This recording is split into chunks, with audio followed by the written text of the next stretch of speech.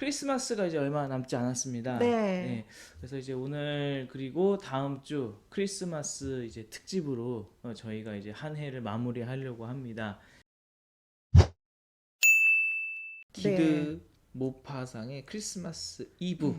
기드 모파상의 네, 크리스마스 네. 이브라는 단편 소설을 이제 가지고 왔는데요. 저 어렸을 때는 이 모파상을 잘 몰라서 어릴 때는 저기 네. 모피 파시는 저기 아, 그거에서 네, 네. 상인이라고 생각했던 적이 네. 있는데 부끄러운 과거입니다. 예. 네. 이제 기드 모파상은 네. 이제 제가 간단하게 작가 소개를 해드리면 1850년에 태어나셔서 1893년 네, 이제 아까 오스카 와일드와 거의 비슷한 시기를 살다 가신 굉장히 요절한 작가인데요.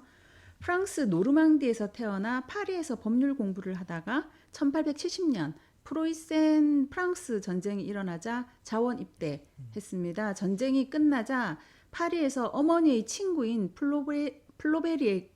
플로베르에게서 이제 문학 지도를 받으며 에밀 졸라, 이반 투르게네프와 같은 리얼리즘 작가들과 친교를 나눴습니다. 저희 엄마 진짜 엄마 빼기 엄마 친구가 플로베르면 예, 플로베르, 에밀 졸라 그러니까 진짜 엄마 친구가 플로베르고 친구가 에밀 졸라다. 그러면은 일단은 네. 네, 진짜 그렇 배경이 네. 진짜 그 1880년 에밀 졸라가 간행한 단편집 매당 야화에 그 유명한 비계덩어리를 실어서 인간성에 대한 날카로운 관찰과 뛰어난 짜임새로 주목을 받았습니다. 이 에밀 졸라의 그 단편집 중에 이제 그 에밀 졸라가 그 가르쳤던 제자들의 작품들을 수록한 엔솔로지 같은 책인데요. 이게 이 작품집에서 그 모파상이 처음으로 발표한 비계덩어리가 이 단편집 중에 최고로 완전 빛났다고 그러더라고요. 예, 1883년에 발표한 장편 소설 여자의 일생이라고 잘못 번역이 된 이게 가장 유명한 작품이죠, 사실 네, 지금까지. 예, 근데 여자의 일생이 아니고 어느 일생, 어느 인생, 어느 인생은 선량한 한 여자가 걸어가는 환멸의 일생을 염세주의적 필치로 그려낸 작품으로 플로베르의 보바리 부인과 함께 프랑스 리얼리즘 문학이 낳은 걸작으로 평가됩니다.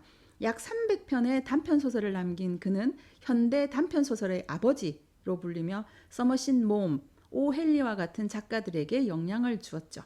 1892년 1월 니스에서 자살을 기도한 그는 파리 교회의 정신병원에 수용되었고 이듬해 7월 43살의 나이로 일생을 마치게 됩니다. 네. 네, 오늘 소개해드릴 크리스마스 이브는 1882년 크리스마스에 잡지 골루아에 발표되었고 이듬해 단편집 마드모아젤 피피에 수록이 된 작품입니다. 네. 네. 이제 줄거리 네.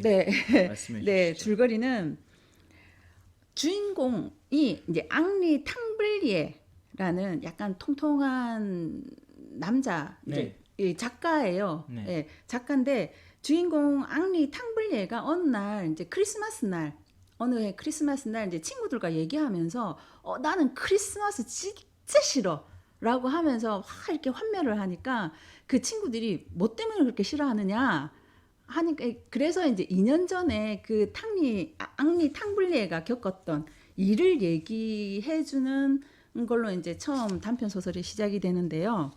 네, 2년 전 크리스마스 이브에 앙리 탕블리에가 굉장히 이제 뭐 대작을 집필하기 위해서 막 크리스마스 약속 다 취소하고 막 이게 집필에만 몰두를 하려고 했었어요. 근데 이런 사람 치고 잘 쓰는 사람이 없죠. 이렇게 유난 떠는 예. 사람 치고 잘 쓰는 거 없죠. 그런데 이제 그 크리스마스 하면 뭐 이렇게 거리도 막 따들썩하고 네. 뭐 옆집도 뭐 크리스마스 파티 하느라고 막 시끌시끌하고 막 난리가 아니잖아요. 그리고 이제 내면 속에서 나는 글을 써야 해 하지만 내면 속으로는 크리스마스 좀 즐겨야 되는데 이런 마음이 좀 부글부글 했지 않겠습니까? 그러니까 이렇게 예. 뭐 글 써야 되니까 난 아무것도 안 하는 사람은 안 쓰겠다는 얘기예요.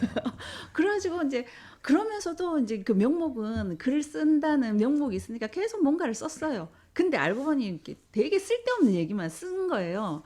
이럴 바엔 차라리 의미 있는 일을 하자 해서 뒤늦게 크리스마스 파티를 준비합니다. 그런데 크리스마스 파티를 하려면 뭐 친구들이 있거나 해야 되잖아요. 근데 이미 친구들은 다른 크리스마스 파티에 가버린 상태이고, 그리고 특히 이제 이 주인공인 앙리 탕블리에는 여자가 있어야 됐나 봐요. 네. 근데 이제 여자친구를 구할 수가 없었던 거죠. 그래서 이렇게 생각합니다. 파리에는 예쁘면서도 가난한 여자들이 우글거려. 그 여자들은 저녁을 차리지도 않고 거리에서 돈을 헤프게 쓸 것 같은 놈을 찾아 유혹의 몸짓을 보내고 있어. 여기저기 돌아다니며 쾌락이 있는 장소를 살피고 물어보고 사냥감을 찾아 내 마음에 드는 여성으로 골라 잡아야지 하고 이제 거리로 나갑니다. 거리로 나갔지만 뭐 이렇게 이렇게 마음에 드는 여자가 없었어요. 그런데 드디어 자신의 취향에 꼭 맞는 여성을 발견합니다. 나는 포동포동한 여자들한테 아주 약하거든. 투실투실할수록 훨씬 내 맘에 들지. 그때 엄청난 외모의 여인 하나가 나의 이성을 잃게 했네. 갑자기 버라이어티 극장 근처에서 내 맘에 쏙 드는 여인을 보았던 거야. 머리 아래 앞으로 우뚝 솟은 두 개의 봉우리. 그 가슴 아래에 엄청난 규모의 놀랄만한 돌출이 이어져 있었네. 바로 거위 같은 배였지. 나는 온몸으로 전율을 느꼈네. 나를 중얼거렸지. 빌어먹을. 어쩜 저리도 아름다울 수가. 이 주인공인 앙리는 되게 통통하고 이렇게 배가 풍성한 그런 여성의 취향인 것 같아요. 네. 예, 그게 완전 그 여자에 홀딱 반해가지고 그 여자를 데리고 자기 집으로 돌아옵니다. 그런데 그 여자는 거리의 여자잖아요. 그냥 들어오자마자 이렇게 크리스마스 파티 준비를 해놓은 음식들을 보고 막 개걸스럽게 막 샴페인도 막 마시고 막 개걸스럽게 먹어 치우고 그러다가 이제 좀 졸릴 거 아니에요. 그냥 침대로 들어갔어요. 그리고 이제 그런데 조금 있다가 그 여자가 배가 너무 그 막 신음소리를 하고 막 배가 아프다고 그러는 거예요. 그래서 그 주인공인 앙리가 이불을 탁 제쳐보니까 아기가 태어나고 있었던 겁니다. 그 볼록한 배는 그 만삭의 그 임산부였던 거예요. 아무튼 뭐 그 아닌 밤중에 홍두깨라고 앙리는 그 너무 놀랐을 거 아니에요. 총각인데 그 내 침대에서 어떤 여자가 애를 낳으려고 해. 너무 놀라가지고 막 옆집의 사람들한테 막 도와주세요 도와주세요 막 그러니까 그 집에 있는 모든 사람들이 그 주인공 앙리의 집 거실로 다 모여들게 됩니다. 그러니까 근데 그 당시는 크리스마스 파티를 하고 크리스마스니까 다 파티를 하고 있던 사람들이 술에 취해가지고 흥청망청 막 그런 상태에서 막 뒤죽박죽 그 거실에 모여드는데 그 여자는 배 아프다고 막 그 애 낳느라고 막 비명 지르고 사람들은 막 뒤죽박죽 모이고 막 그런 상황에서 도저히 그 주인공인 앙리는 저 여자가 죽겠다 싶으니까 그 애를 낳다가 그 병원 근처에 있는 병원에 가서 의사를 데리고 왔는데 의사를 데리고 오자마자 그 아이가 출산을 했어요. 여자아이를 낳은 거예요. 네. 그렇지만 이제 의사가 그래도 왔으니까 산모를 한 살펴봤는데 산모 상태가 안 좋은 거예요. 좋지 않다고 주인공인 앙리에게 산모의 몸조리를 위한 식이요법이라든지 처치법을 알려주죠. 당장 그냥 그 앙리는 그 산모의 남편이 돼버리고 그 갓난아이 여자아이의 아빠가 돼버린 상황이 된 거죠. 그래서 이제 앙리가 그 친구들한테 이렇게 말해요. 내가 어떻게 했어야 됐나? 저 불쌍한 존재들을 병원으로 보내? 그러면 그 집에 사는 모든 사람들이 나를 야만인으로 취급했을 걸세. 심지어는 이 도시 사람들 전체가 나를 욕했을 거야. 나는 그녀를 내 집에 머물게 했네. 6개월 동안. 그녀는 내 침대를 독차지했지. 그 아이는 푸아시에 있는 농가에다 양육을 맡겼네. 그래서 지금 나는 한 달에 50프랑씩 지불하고 있다네. 이게 제일 화나는 거죠. 네, 시작을 했으니 좋든 싫든 간에 아마도 내가 죽을 때까지 계속 지불해야 할 걸세. 그러면 나중에 그 여자아이는 나를 아빠로 여기겠지.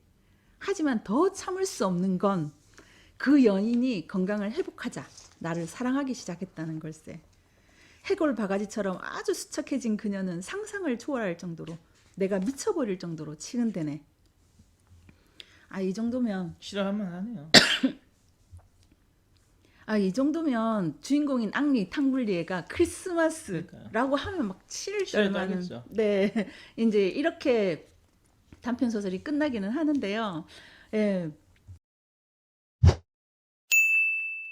사회 비판적인 게 좀 있죠. 그래서 이 당시에 파리라고 하면은 아마 빈부격차가 되게 심했을 거고, 네, 그쵸. 네. 그러니까 사실 그 19세기 말에 1년의 크리스마스를 소재로 한 작품들이 성냥팔이 소녀 뭐 이런 것도 그렇고 이제 거의 좀 많잖아요. 그래서 그것도 사실은 제가 볼 때 크게 보면 모파상만의 성냥팔이 소녀 비슷한 느낌을 되게 받았어요. 그래서 근데 이 어쨌든 이 갑작스럽게 태어난 아이는 아무 죄가 없잖아요. 그쵸. 예, 그거는 네. 근데 이제 조금 좀 서글펐던 그런 네. 작품인데 구성은 되게 예, 재밌고 구성 재밌고 또 네. 패티시적인 부분도 있고 그리고 되게 감각적이고 이것도 이제 뭐 지난주에 했던 오스카 와일드처럼 비도덕적인 부분도 있는 것 같고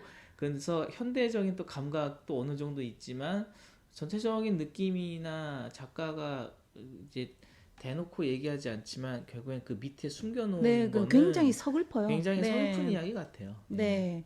그 그 모파상만의 그 뭐랄까 그 소설이 되게 처음에 읽으면 단편적으로만 보면 되게 재밌고 네, 유쾌하고 막 재기발랄하고 막 이렇게 막 웃음을 터뜨리는데 이렇게 책을 딱 덮고 나면 참 슬퍼요. 네, 전체적으로 네. 그렇죠. 네. 그리고 이제 반전이 또 들어가 있고 그 네, 반전이 재미를 위한 반전도 있지만 굉장히 의미가 깊은 네, 반전이기도 네, 하고 그래서 이제 모파상을 단편 소설의 아버지 그리고 단편 소설의 미학이 진짜 꽉 들어가 있어요. 그 굉장히 길지는 않거든요. 이게 네. 다 크리스마스 이브가 원고지로 지난주에 했던 오스카 와일드보다 짧습니다. 네, 네, 짧습니다. 원고지로 한 60매 정도 되니까 현대 단편 소설보다는 훨씬 짧은 거죠. 네, 그렇지만 이 원고지 50매도 60매도 안 될 거예요. 그렇지만 그 구성면이나 그 의미를 부여하고 있는 그리고 그 캐릭터들의 구축되어 있는 캐릭터들을 보면 굉장히 잘 짜여져 있는 역시 네 단편 소설의 아버지이십니다. 네. 그러니까 사실은 굉장히 흥겹고 이렇게 재미난 이제 네. 그런 크리스마스 분위기에서 사실 되게 슬픈 이야기고 네. 그리고 결국은 이 화자는 크리스마스가 싫다는 거잖아요. 네. 그래서 음. 하여튼 처음에도 재밌다 와 네. 하지만은 네. 좀 이렇게 슬픈 곱씹어 보면은 모파상 말씀하신 것처럼 모파상은 그러니까 뭐 그게 뭐 직접적인 연관인지는 모르겠지만 삶에 대해서 굉장히 네, 이 염세주의적이죠. 염세 굉장히 네. 염세주의고 네. 그러니까 그런 게 다 작품에 이게 다 이제 깔려 있는 것 평생 같아요. 병으로도 고생을 했고 그 일부러 그걸 치료를 안 했다고 그러더라고요. 네, 그래서 그 정신 환각 이런 상태에서도 계속 이제 글을 쓸 정도로 좀 집은 부유하게 살았는데 정신적으로 자신을 그냥 이렇게 좀 혹독하게 혹사시키는 그런 타입이었던 것 같아요. 그러니까 염세주의적 성향이 있었던 거겠죠. 네. 네, 모파상 자체가. 네. 그래서 지난주에 오스카 와일드의 별 아이 이어서 이번 네. 주 기드. 기드 모파상의 크리스마스 이브를 했습니다. 네. 지난주에 별 아이는 동화였고 오늘 한 크리스마스 이브는 이제 단편 소설인데 크리스마스 이브는 이제 단편 소설의 매력 그리고 네. 단편 소설이 좀 갖춰야 되는 어떤 그 기본적이라고 하면 좀 그렇고 좀 구조 이런 네, 거에 구성, 대해서 네, 좀 배울 플롯이라는 수도 있는 네, 그런 그렇기도 작품이었던 것 같아요. 하지만 일단 스토리가 재밌으니까. 네, 네, 네, 스토리가 재밌으니까 이제 단숨에 읽히는 네, 네, 그리 작품인 거죠. 네. 네. 크리스마스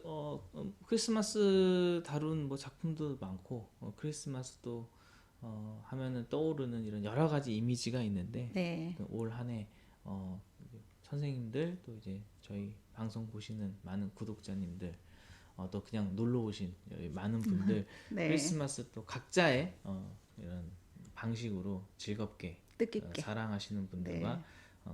잘 보내시길 바라고 사실 뭐 크리스마스 전 뭐 누구 만날 사람도 없고 뭐 그냥 집에서 혼자 있고 뭐 이런 뭐 그게 또 잘못된 건 아니고 네. 뭐 크리스마스 혼자 보낼 수도 네, 있죠. 충분히 뜻깊게 네, 보낼 수 왜냐면 있습니다. 네.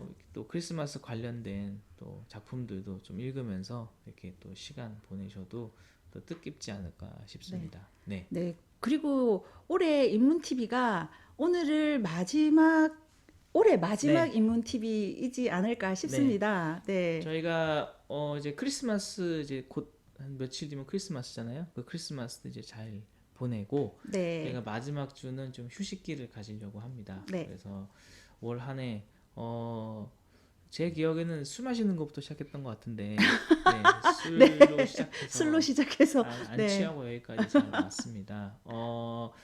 일단 인문 TV도 그렇지만은 뭐 인문 MMB도 1년 동안 여러분들의 관심 사랑 덕분에 네.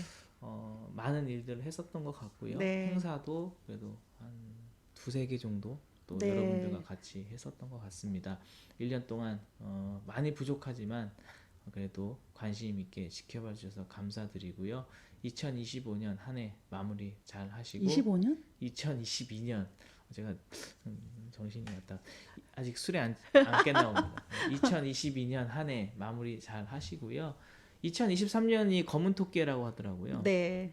검은 토끼는 또 뭔지 잘 모르겠지만 아무튼 검은 토끼 해 또 새해 복 많이 받으시길 바랍니다. 네. 네. 선생님들 지난 한 해 동안 많은 사랑과 관심 덕분에 저희 인문 MMB 무럭무럭 조금씩 자라고 있습니다. 네. 진심으로 감사드립니다. 감사드립니다. 네. 해피 뉴 이어. 네.